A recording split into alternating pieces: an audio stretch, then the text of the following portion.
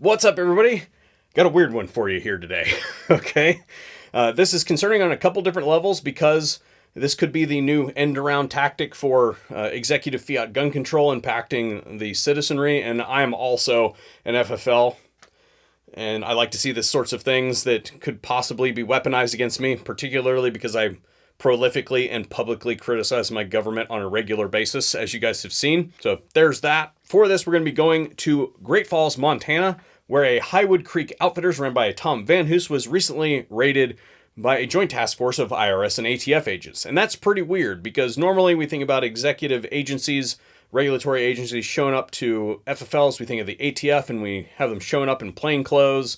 You know, some of them might carry a sidearm, but they're there to do paperwork for the most part. Okay.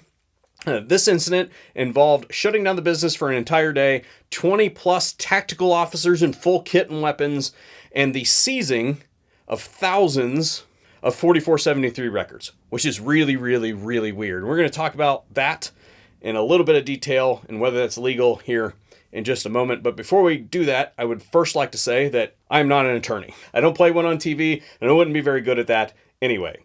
But what I will say is that I have a relatively strong command of the English language, as strong as anybody can have, I suppose, who went through the American public education system. I mean, it is what it is, but I've also generated a fair amount of experience over the course of the last decade of content that you have seen published on this channel of legal reading.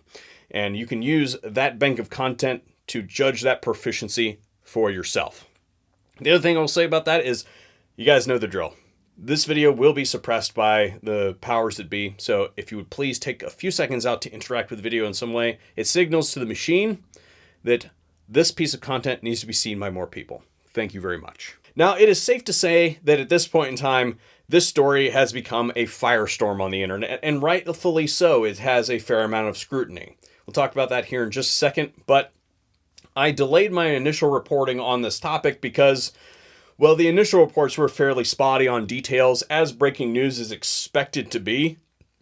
But there were some initial misgivings I had about some of the things that were being reported that I felt were somewhat inaccurate. And those gut reactions have now been validated by more recent reporting. So I'm going to fill you in and then talk to you about my take on what is going on here, because I've also had in the interim a little bit of time to dig into what might be going on the side here, because what we're being given is a story that spans multiple years and multiple levels of investigation from 5 different regulatory agencies. And those regulatory agencies are the FBI, the ATF, Occupational Health and Safety, DHS, and IRS. So first and foremost, let's talk about the FBI. The FBI could have been there for any number of reasons, as particularly if you're an FFL. This is especially true if you're talking about a business like Highwood Creed Outfitters that is transacted at the level that they've reportedly transacted at. We're talking tens of thousands of transactions over many years.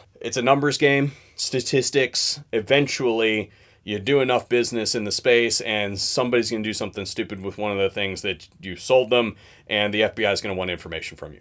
So it could be as benign as that, or it could be law letter fraud or something like that. Who knows what that could be? It's such a wide net that it's pretty hard to pinpoint what the FBI would have been there for. Moving on to occupational health and safety. Now that one is a little bit more telling. That is one of two things. Either you have a disgruntled former employee that reported you for something that they knew about on your premises, or you had some other regulatory agency that was there and they reported you to occupational health. Like, the health inspector doesn't just show up to businesses that don't deal in food and crap like that. So unless you got a liquor license attached to your gun store, moving right along, because I don't want to spend a whole lot of time on the smaller ones that might be more muddying the waters and inconsequential. DHS. DHS is very telling because they don't do a whole lot when it comes to firearms and firearms transactions, except the one thing that they are notorious for in the space, particularly if you look at the early 2010s and 2000s, was maintaining their defense article inventories. And what that means is that officers just lost their shit all the time. So it wouldn't surprise me if a business like Highwood Creed Outfitters that operates at the level that they do didn't come across some of those lost accessories or weapons, okay? And DHS being involved more than most likely had something to do with one of those things, so don't read too far into that one. Now we come to the big ones. IRS. Actually, we'll do IRS here in a second because that's going to be the most focused. ATF. The idea that the ATF has been involved in an investigation for multiple years, I call bullshit on. All right, because the ATF and any FFL who's involved in the business for any amount of time will tell you the ATF has very little tolerance for continuous tomfoolery. If they're going to spend 5 years dealing with continuous crap with you, they're just going to yank your license. Okay, they're going to put you out of business. So the idea that ATF has been screwing around with them for a period of time, I don't really buy quite as much because they're just going to be like, hey, dude, you're done. Okay.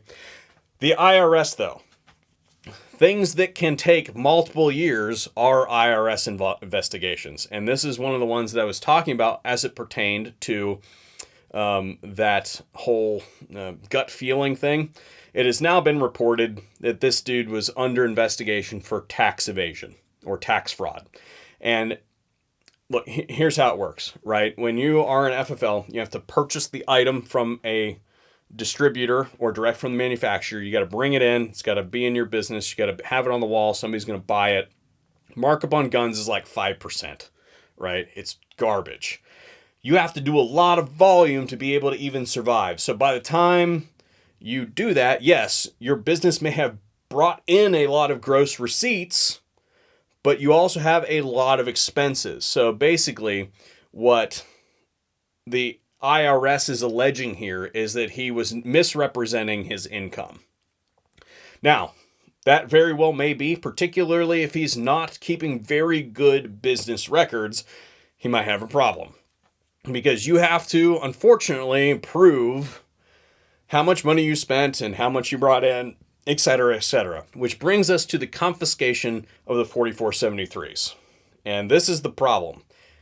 I have done some digging in the law, as far as I am capable of doing, and it is illegal for any agency of the United States, any official of the United States, to confiscate a 4473 or use it for a registry unless it is believed that that particular 4473 is involved in a crime, particularly dealing with the prohibited person type stuff. So like a Hunter Biden situation, they can absolutely take a copy of that 4473 and use it as evidence in a criminal investigation.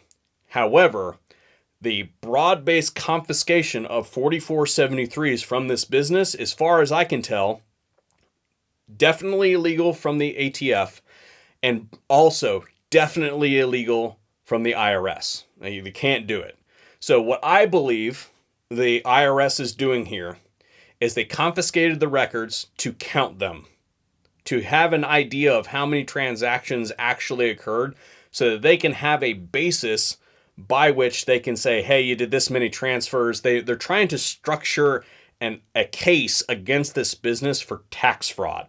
And they're doing that by counting the number of transactions. They can't take pictures of those documents legally, and they have to return those documents. They cannot keep those documents. So they can't copy them, and they can't keep them.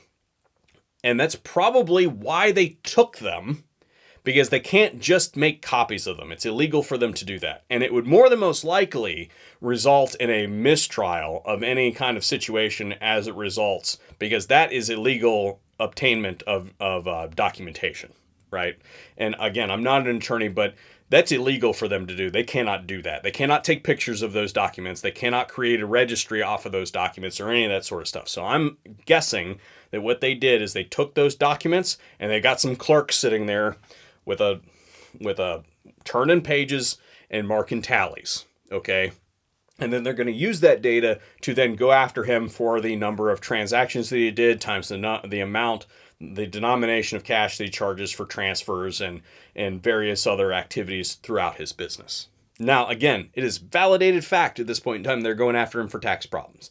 It may not be all of his transactions. It might just be excise tax transactions. I can't tell you whether he's a licensed manufacturer or not because I cannot see that information on this side of the portal. I'm not going to go in there and find it out because that would be a misallocation of resources, and that's against regs.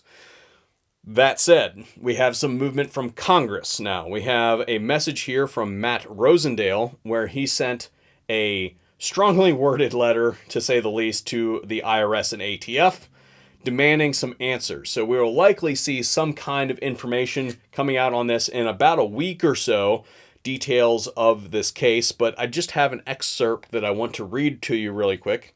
Under Director Dettelbach's leadership of the ATF, a pattern of intimidation and harassment against hardworking Americans has emerged. Montanans will not tolerate these political witch hunts. I remind both the Director Dettelbach and the Commissioner Werfel, that's the Commissioner of the IRS, that Congress has the power of the purse, and I will ensure that funding for these agencies is not weaponized against the American people. I request that the ATF and IRS cease conducting these Soviet-style intimidation raids. Whoo, buddy! What I want to know from you guys is, was that a political stunt from the congressman there, or do you think that we will actually get some answers on what is happening out of Montana? And I would also like to know what you guys think about this situation down below. Of course, all of the opinions are welcome, and I look forward to the menagerie of messiness that you guys will perpetrate in the comments down below. Thank you all for joining us here today on the VSO Gun Channel, and hopefully we'll see you on another video here soon.